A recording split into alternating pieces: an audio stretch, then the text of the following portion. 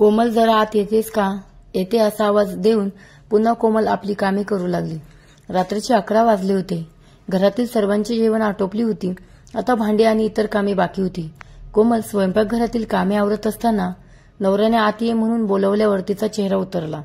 कारण आता अजून काय काम सांगणार याचा तिला अंदाज आला होता. भांडी तशीच ठेवून कोमल नवऱ्याने बोलवलं आहे म्हणून ती पटकन आपल्या बेडरूममध्ये जाते आणि आपल्या नवऱ्याला विचारते, तुम्ही मला आवाज दिला होता, काही काम आहे? कोमलचा नवरा पवन तिला म्हणतो, तुझी कामे आवरली का? नसली आवरली तर ती पटकन आवरून घे आणि सोनूला आईच्या रूममध्ये झोपून लवकर ये. उगाच वेळ घालवत बसू नकोस. त्याच्या आवाजात कडकपणा होता, पण तो तिच्यासाठी काही नवीन नव्हता. ती काही न बोलता स्वयंपाकघरात पुन्हा आली आणि आपली कामे करू लागली. आज खरं तर तिला सकाळपासूनच थोडे दमल्यासारखे वाटत होते. कदाचित तिची पाळी जवळ आली होती म्हणून त्रास होत असेल असा तिने विचार केला. पण आज पण काम आटपून यायला सांगितले आहे म्हणजे आज पण काय होणार ह्या विचाराने तिच्या अंगावर काटा उभा राहिला. मी नाही येणार आज. माझी इच्छा नाही, मनाचीही नाही आणि शरीराची तर अजिबातच नाही. आज मी खूपच थकली आहे. मी सकाळी उठल्यापासून रात्री झोपेपर्यंत काम करून करून मी खूप थकले आहे. आता तुमची इच्छा पूर्ण करायला मी नाही येणार. कोमलच्या मनात हा उद्गार फुटत होता. तिच्या ओठावर सर्व येत होतं पण आवाज साथ देत नव्हता. कोमल आपल्या सासू आणि नवऱ्याच्या धाकाने पुरती घाबरून गेली होती. तिला कितीही काही वाटले तरी कुठल्याच गोष्टीत ती काहीच बोलू शकत नव्हती. कोमल आणि तिचा नवरा पवन, त्यांचा मुलगा सोनू आणि सासू सासरे असे तिचे कुटुंब होते. तिच्या माहेरी आई वडील, एक मोठा भाऊ आणि छोटी बहीण अशा कुटुंबात लहानाची मोठी झालेली कोमल. पण लहानपणापासूनच आधी वडिलांच्या आणि नंतर मोठ्या भावाच्या धाकात वाढलेली कोमल. तिची दुसरी बहीण लहान असली तरी स्वभावाने कोमलपेक्षा खमकी होती. दोघींनाही मुलगा आणि मुलगी यातला फरक समजावून लहानाचे मोठे केले होते. त्यात कोमलची आई स्वभावाने खूप गरीब असल्यामुळे त्याचा फायदा वडील घेत असत.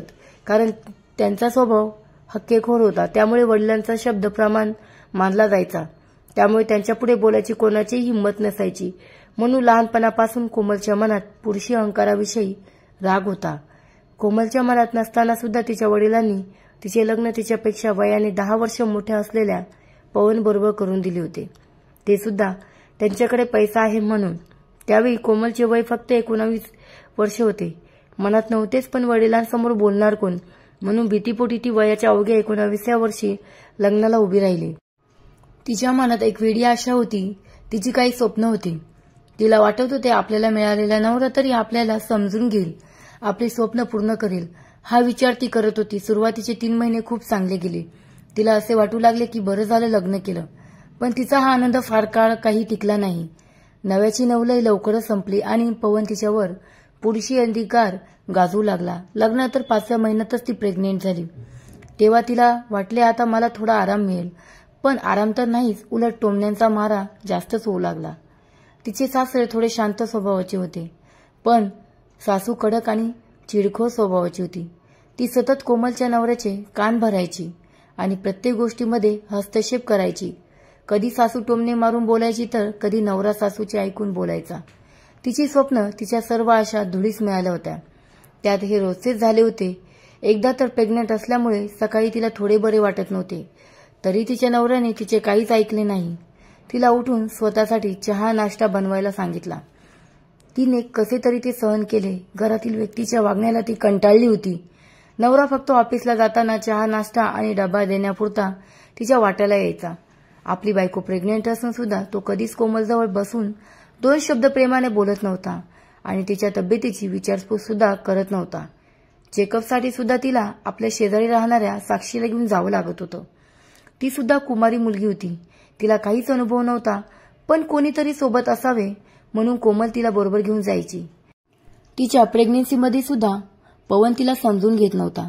स्वभावाने साध्या आणि भावनाशील कोमलला हे सर्व पचवायला खूप जड गेले. कोमलला या जगण्याचा कंटाळा येऊ लागला होता. पण आता ती एकटी नाही. माझ्या पोटातील बाळ वाढत आहे. त्याला या जगात येण्याची इच्छा आहे आणि हे जग पाहण्यासाठी तो आतुर झाला आहे. असेल त्या बाळाचा अपेक्षा भंग मी कसा करू?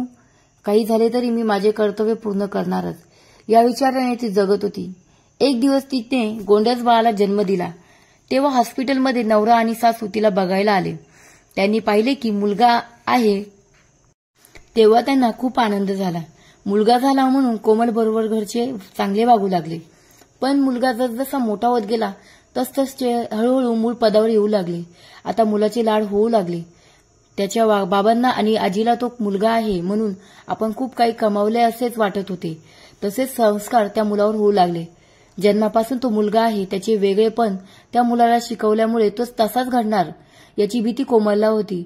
म्हणून ती आपले संस्कार मुलाला देऊ इच्छित होती. पण सासू आणि नवऱ्यापुढे तिचे काही चालत नव्हते. आता तर सोनू 3 वर्षाचा झाला होता. अति लाडामुळे तो खूपच हट्टी आणि चिडखोर स्वभावाचा झाला होता.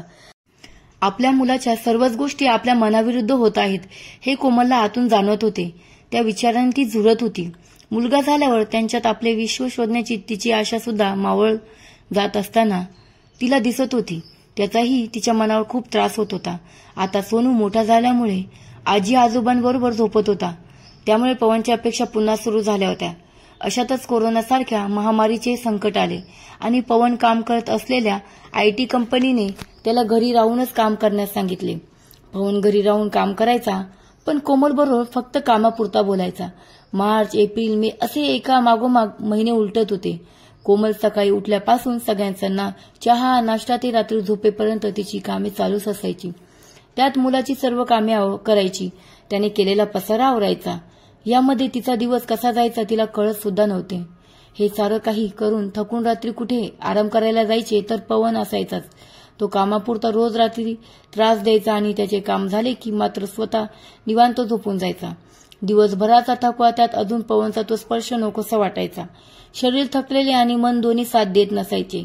तरीही कोमल बळजबरीने त्याच्यासोबत रात्र घालवत होती. जवळजवळ जबरदस्तीच होती.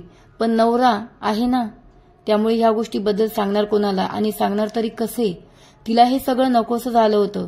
घरात असणाऱ्या नवऱ्याने एखाद्या वस्तूप्रमाणे आपला वापर करावा हे तिला अजिबात आवडत नव्हते.